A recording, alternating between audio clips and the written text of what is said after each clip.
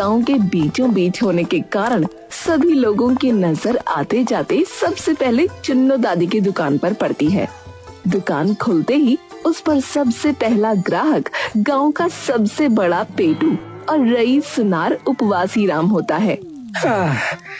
राधे राधे अम्मा। अरे उपवासी, राधे राधे, आओ। अरे ये क्या बवाल सिर पे ले लिया इस उम्र में अम्मा, क्या कर रही हो ये है? अरे बस घर में खाली ही बैठती हूँ तो सोचा कुछ काम धंधा ही कर लूं। अरे चलो भाई ठीक है, पर काम बढ़िया ढूंढा अम्मा है, मेरे मतलब का, मतलब लगा दो 4 प्लेट फिर पकौड़े अम्मा है। ठीक है, ए लिंबू जरा 4 प्लेट पकौड़े लगा दे भैया के लिए। अभी लगाता हूँ दादी फर्राटे से। लिंबू फटाफट से उपवासी के 4 प्लेट पकौड़े लाकर उसके सामने रख देता है। उपवासी फटाफट वो पकौड़े खाने लगता है। अरे वाह वाह वाह वाह अम्मा, मन तो कर रहा है तुम्हारे हाथ चूम लो अम्मा। अरे बस बस, तुझे बढ़िया लगे वही बहुत है। अरे अम्मा क्या बवाल बना दिया ये, अरे मैं कह रहा हूँ कि मजा ही आ गया भाई है। 4 प्लेट और आने दो फिर। ठीक है लिंबू, 4 प्लेट और लगा दे लल्ला। जी दादी। उपवासी के मुंह पे पकौड़ों का स्वाद ऐसा चढ़ता है कि वो वहीं बैठा बैठा 12 प्लेट पकौड़े खा जाता है। हाँ अम्मा मजा ही आ गया आज तो, वाह वाह वाह। ठीक है, फिर एक काम कर कि ये बात गांव के हर आदमी के घर जाके बता दे, जा। उपवासी एकदम से खड़ा हो जाता है। ठीक है अम्मा, अभी जाता हूँ सबको बताने। और सुन, कल फिर से आना पकौड़े खाने। जी अम्मा जी। उपवासी गांव के हर एक घर में जाकर चुन्नों के पकौड़ों की दुकान की चर्चा फैला देता है और अगले दिन ही चुन्नों की दुकान पर कई लोगों की भीड़ इकट्ठी हो जाती है। सरपंच, लोहार, हर किसान, हर आदमी चुन्नों की दुकान के बाहर आकर पकौड़े चखने के लिए खड़ा हो जाता है। अरे चुन्नो बहन, जरा मुझे भी खिलाओ अपने पकौड़े। हाँ, मैं भी तो देखूं कि क्या रच दिया तूने ऐसा है। तभी वहाँ खड़ा एक किसान काशीनाथ भी बोल पड़ता है। हाँ अम्मा, जरा जल्दी से दो, फिर हम भी निकले फटाफट अपने खेत पे। हाँ, हल भी तो जोतना है। अरे आओ सभी, चिंता मत करो, बस 5 मिनट में गर्मा गर्म पकौड़े देखो कैसे लगाए अभी। ए लिंबू, सबके लिए पकौड़े लगा लल्ला फटाफट। अभी लाया बस दादी फर्राटे से। लिंबू लाकर सबको पकौड़े परोस देता है। सभी वो पकौड़े बड़े चाव से खाने लगते हैं। अरे वाह वाह, वाह चुन्नो, अरे क्या बना दिया रे तूने, क्या जादू है भैया। अरे ये तो बस जादू ही जादू है। अरे भाई वाह, स्वाद ही आ गया अम्मा जी। अरे बिल्कुल मजा बात दिया आप तो। हाँ अरे क्या करे तुम्हारे लिए चुन्नो, बताओ है, तुमने ऐसे पकौड़े खिला दिए कि सब फेल है इसके आगे हैं। चुन्नो हंसने लगती है। तभी उपवासी वहाँ हिलते डुलते दुकान पर आ जाता है। राम राम अम्मा, आ गया। अब मेरे पकौड़े ले आ फटाफट 10 प्लेट। हाँ अरे तेरी, अरे पहले एक तो खा के देख ले। अरे देख दाग तो कल ही लिया था खा के। आज तो बस रहा ही नहीं गया ये बिना पकौड़े खाए। आजा आजा बैठ जा, अभी लाई तेरे लिए भी पकौड़े। अरे मेरे सोने की तरह ही तुम्हारे पकौड़े भी खरा सोना है अम्मा, खरा सोना। सरपंच थोड़ी देर बाद अपने घर वापस लौट आता है। उसे देखते ही उसकी बीवी आग बबूला हो जाती है। आ गए मुखिया जी, मुझे लगा कहीं आपको बुलाने के लिए यहाँ भी पंचायत ना बुलानी पड़े। अरे क्या है तुझे, है क्या? अरे मुझे नहीं, तुम्हें क्या है? मंदिर जाना था आज भोग चढ़ाने, 3 घंटे बाद आए हो। अरे तुम बैठने दो जरा इस बूढ़े शरीर को। भाई, आज तो थक गया बिल्कुल ही। ऐसा क्या कर लिया भाई? खाने तो तुम पकौड़े गए थे, थक के कैसे आ गए? अरे वो अरे कुछ नहीं, तू नहीं जानेगी। हाँ, अरे बताओ ना क्या हुआ? अरे कुछ नहीं हुआ, तू जाके जो है अपना काम कर। हाँ, मैं थोड़ी देर जो है आराम करने जा रहा हूँ भाई ऊपर। सरपंच वहाँ से फटाफट ऊपर निकल जाता है। इन्हें क्या हुआ अचानक से? वहीं दूसरी ओर काशीनाथ भी जब आधी रात को थका हारा अपने घर आता है तो उसकी बीवी कमला भी उसका इंतजार घर के बाहर खड़ी कर रही होती है।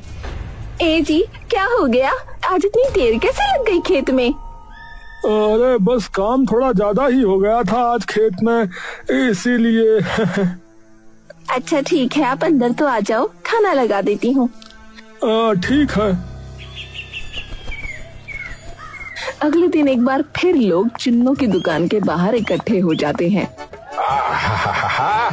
अरे भाई, जल्दी जल्दी खिला दो चुन्नू अपने पकौड़े, और क्या। ला रे लिंबू, सरपंच के पकौड़े। लिंबू सरपंच के सामने पकौड़े रख देता है। सरपंच उतावला होकर एक बार में 4-5 गर्मा गर्म पकौड़े अपने मुंह में ठूंस लेता है। अरे भैया, गरम गरम, बढ़िया बढ़िया, नरम नरम पकौड़े। भैया बहुत ही बढ़िया, भैया बहुत मजा आ गया। सभी लोग पकौड़ों पर टूट पड़ते हैं। तभी एक छोटी सी बच्ची रिमी भी भीड़ देखकर दुकान पर आ जाती है। दादी दादी, चुन्नू उस बच्ची की ओर बड़े अविश्वास से देखती है। क्या है? दादी दादी, मुझे भी पकौड़े दे दो ना, मैंने बहुत देर से कुछ नहीं खाया है। पैसे हैं ये पकौड़े खरीदने के? नहीं दादी, पैसे तो नहीं है मेरे पास, अब बस मुझे थोड़े से पकौड़े दे दीजिए ना, मेरा उतने में ही पेट भर जाएगा। अरे जा यहाँ से, कुछ नहीं मिलेगा। तभी रिमी अपने छोटे छोटे पैरों से दौड़कर अचानक से चुन्नू की साड़ी पैरों में से पकड़ लेती है। दादी दे दो ना, बहुत भूख लगी है, थोड़े से बस, दादी प्लीज ना।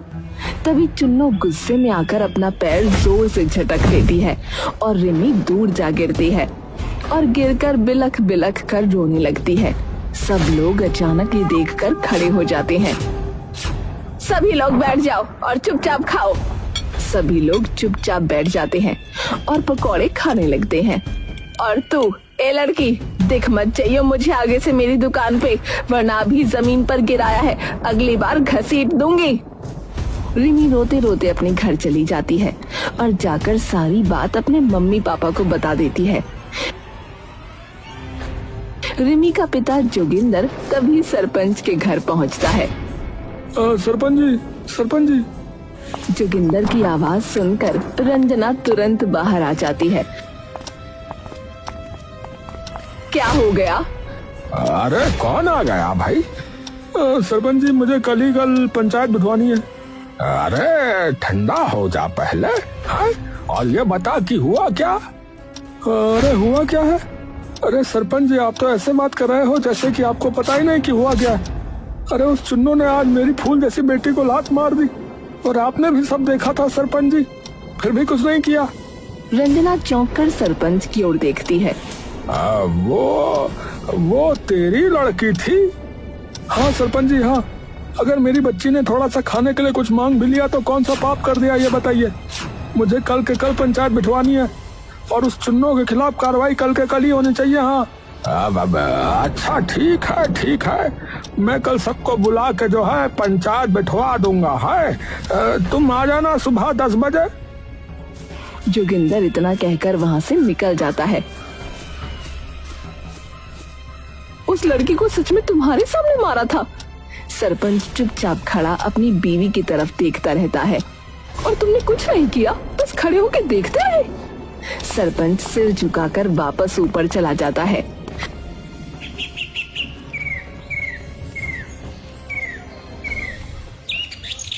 अगले दिन पूरी पंचायत बैठती है। जहां चुन्नो, उपवासी, काशीनाथ, जोगिंदर और उनकी बीवियां भी मौजूद होती हैं। जोगिंदर भाई, सबसे पहले तो आप अपनी फरियाद या जो भी आपकी समस्या है वो पूरी पंचायत को विस्तार से बताइए। धन्यवाद सरपंच जी। सरपंच जी, कल सुबह मेरी बेटी इस चुन्नो की दुकान पे गई। बेचारी को भूख लगी होगी तो उसने थोड़ी सी जिद कर ली और साड़ी पकड़ ली इस चुन्नो की, लेकिन इसने मेरी बेटी को इतनी तेज अपने पैर से धकेला कि मेरी बेटी के दोनों हाथ छिल गए और ऊपर से उसे मारने की धमकी भी दी। सभी लोगों में ये सुनते ही हलचल मच जाती है। रंजना एक तरफ खड़ी होकर चुपचाप बस अपने पति सरपंच की ओर एकटक देखती रहती है। वहीं सरपंच पहले चुपचाप जोगिंदर की ओर देखता है और फिर चुन्नो की ओर। चुन्नो दूर से ही सरपंच की आंखों में आंखें डालकर इशारा करने लगती है, मानो सरपंच को वो आंखों आंखों में कोई बात कह रही हो। सरपंच और चुन्नो की आंखों आंखों के ये इशारे रंजना दूर खड़ी चुपचाप देखती रहती है। तो देखो भाइयों और बहनों, ये जबकि बात कर रहा है तब वहाँ कल मैं भी मौजूद था, तो मैंने अपनी आंखों से जो है देखा था यह सारा मामला। मैं तो बस ये कहना चाहूंगा कि इसमें चुन्नो की कोई गलती नहीं है। अरे क्या, पर आप ये कैसे? अरे तेरी बेटी उस पर चीख चिल्ला रही थी और चुन्नो की साड़ी आकर जबरदस्ती खींच रही थी और उसे उल्टा सीधा भी बोले जा रही थी, तो गलती जो है तेरी बेटी की ही है। और अगर मेरा भरोसा नहीं तो इनमें से और कई लोग भी वहाँ मौजूद थे, उनसे पूछ लो, बेझिझक पूछो। बताओ भाइयों, क्या चुन्नो ने कुछ गलत किया था? सभी लोग चुपचाप खड़े रहते हैं, कोई कुछ नहीं बोलता। अरे तो फिर खत्म करो ये सारी बात और आगे से अपनी बेटी को वहाँ आने के लिए मना कर देना। अरे पर सरपंच जी, वो बच्ची है, वो क्यों? अरे सुन लिया ना तूने कि किसी ने भी ऐसा कुछ नहीं देखा जो भी वहाँ मौजूद था। पंचायत खत्म होते ही सरपंच एकदम से रंजना की नजरों से मानो ओझल हो जाता है। रंजना उसका इंतजार पूरा दिन घर पर करती है।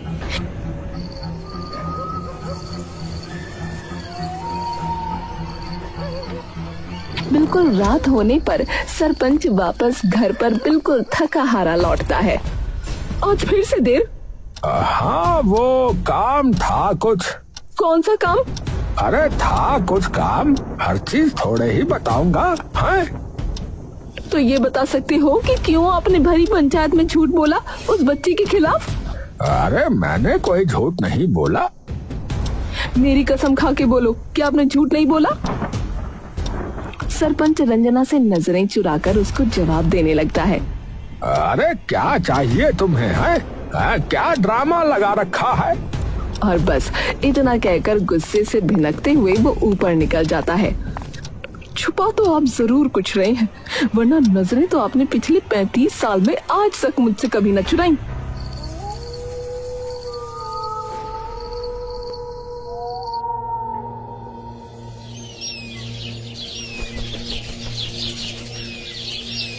अगले दिन रंजना सरपंच के निकलते ही उसके पीछे पीछे निकल जाती है।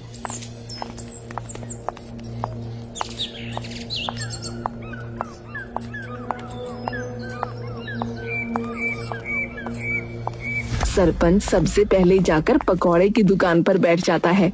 रंजना उसे दूर से छुप छुप कर देखती रहती है। हाँ, ले आ चुन्नो पकौड़े, ले आ। है, ले आ पकौड़े। नींबू पकौड़े लाकर सरपंच के सामने रख देता है।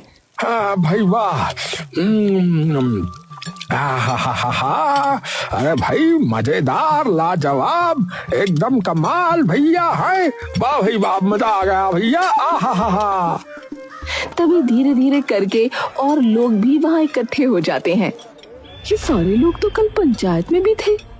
सभी लोग मजे से पकौड़े खाते हैं और तभी रंजना देखती है कि सभी लोग चुन्नो के पीछे पीछे कहीं जा रहे हैं।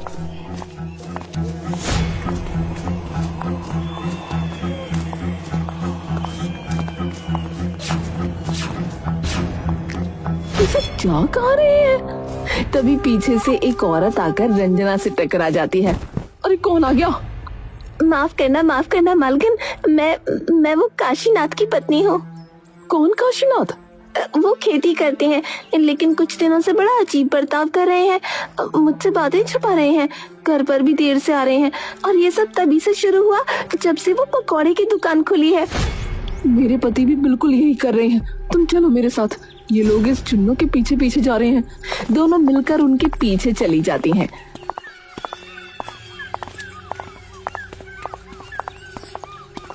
सभी लोग चुन्नू के घर, जो उसके खेत के बगल में होता है, वहां आकर रुकते हैं।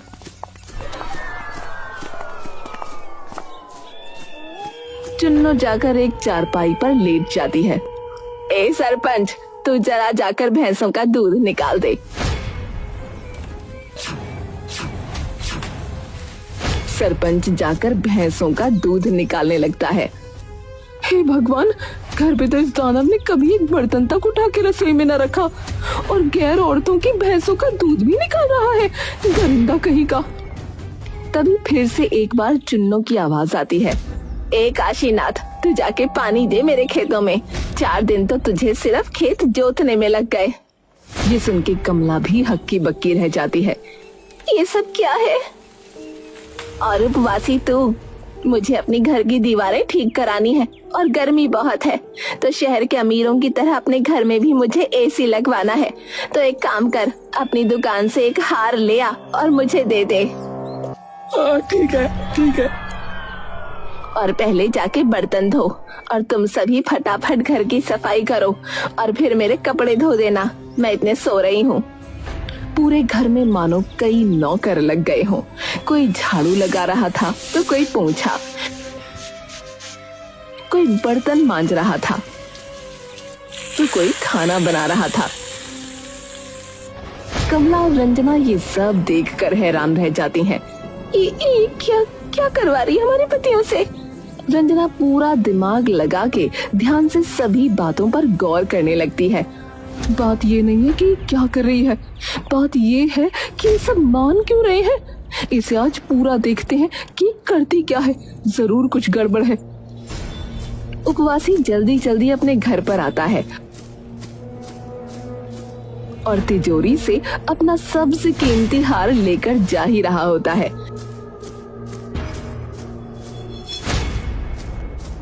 कि तभी उसकी बीवी उसे पीछे से रोक लेती है।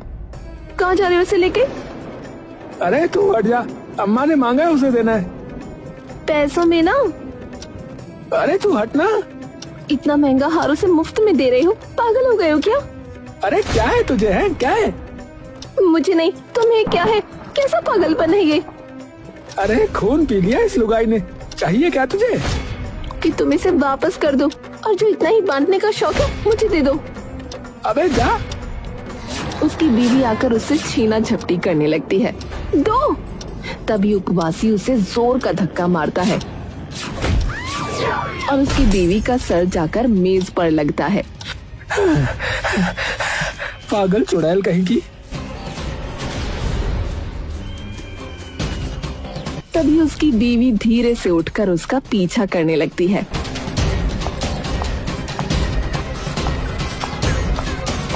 और वो भी वहीं पहुंच जाती है। वो चुन्नू के घर में घुसने ही वाली थी कि तभी पीछे से कमला और रंजना उसे अपनी तरफ खींच लेते हैं। कमला उसके सर से बहता खून देखकर एकदम घबरा जाती है। रंजना उसके सर पर अपनी चुन्नी रख देती है। ये कैसे हुआ? पता नहीं मौसी, इन्हें क्या हो गया? आज इतना महंगा हार घर से लेकर चले गए इस चुन्नू को देने। हाँ, उसने कहा तो था। हमारे पतियों के साथ ये क्या कर रही है बुढ़िया? उनसे पता नहीं क्या क्या करा रही है, घर पर साफ सफाई करवा रही है।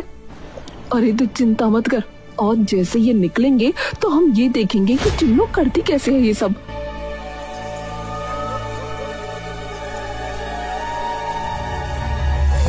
रात गहराती जा रही थी। सारे मर्द थक कर चुन्नू के घर से निकल गए।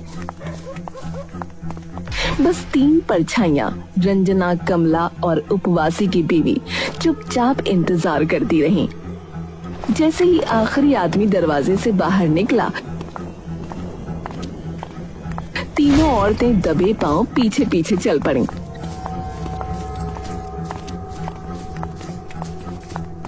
चुन्नो अपनी रसोई में पहुंची।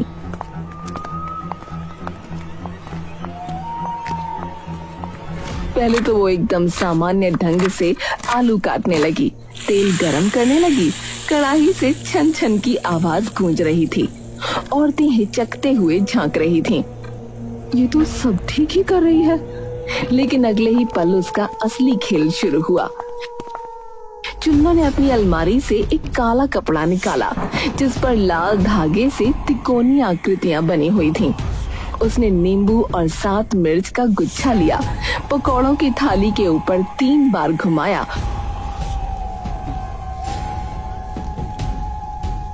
और फिर मंत्र बुदबुदाने लगी। उसने थाली पर थोड़ा सा भस्म छिड़का और फिर उसी तांत्रिक कपड़े से पकौड़ों को ढक दिया। चुन्नो की आंखें चमक रही थीं। बस अब इन पकौड़ों को खाकर ये मूर्ख मेरे आदेश को मानेंगे। सरपंच से लेकर काशीनाथ तक सबकी जमीनें, सबकी बीवियां, सब मेरा होगा। बरसातीपुर अब मेरा गुलाम गांव बनेगा। लिंबू पास खड़ा हंस पड़ा। अम्मा, फिर तो आप सबसे बड़ी मालकिन बन जाओगी ना? हाँ रे, सब कुछ मेरा होगा, कोई न टोक पाएगा मुझे। ये सुनकर तीनों औरतों के होश उड़ गए। अरे ये तो गांव ही हड़पने चली है। हमारे मर्द इसके गुलाम बन चुके हैं। अब नहीं, आज इसे उसी के जाल में फंसाएंगे। इसी बीच चुन्नो ने थाली से एक पकौड़ा उठाया और आंखें मूंद कर उसमें फूंक मारने लगी। ठीक उसी पल औरतें टूट पड़ीं। रंजना ने उसका हाथ पकड़ लिया, कमला ने पीछे से उसके शरीर को जकड़ लिया और उपवासी की बीवी ने वही पकौड़ा उठाकर जबरदस्ती उसके मुंह में ठूंस दिया। चुन्नो की आंखें उलट गईं, उसका शरीर कांपने लगा, काले कपड़े से धुआं सा उठने लगा और सारा जादू उसी पर उल्टा पड़ गया। वो जमीन पर गिर पड़ी, कराहते हुए चीखी, नहीं, ये नहीं हो सकता। रंजना ने उसका चेहरा जोर से पकड़ लिया। अब तू ही सबको सच्चाई बताएगी। हर घर जाकर बता कि तूने कैसे सबको अपने जादू से गुलाम बनाया। फिर अपनी दुकान को अपने हाथों से आग लगा और हमेशा के लिए इस गांव से चली जा। हाँ, मैं करूंगी, सब सच बताऊंगी।